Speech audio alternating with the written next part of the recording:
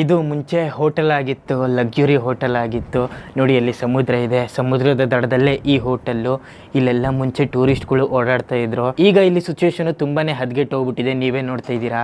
ಆದರೆ ಕರೆಕ್ಟಾಗಿ 20-30 ವರ್ಷಗಳ ಹಿಂದೆ ಈ ಜಾಗ ಎಲ್ಲ ಟೂರಿಸ್ಟ್ಗಳ ಸ್ವರ್ಗ ಹೋಗಿತ್ತು. ಮೇಯ್ನಾಗಿ ಯುರೋಪಿಯನ್ರು ಅವರೆಲ್ಲ ಬಂದು ಈ ಬೀಚಲ್ಲಿ ರೇವ್ ಪಾರ್ಟಿಗಳ್ನ, ನೈಟ್ ಪಾರ್ಟಿಗಳ್ನ ಮಾಡ್ತಾಯಿದ್ರು.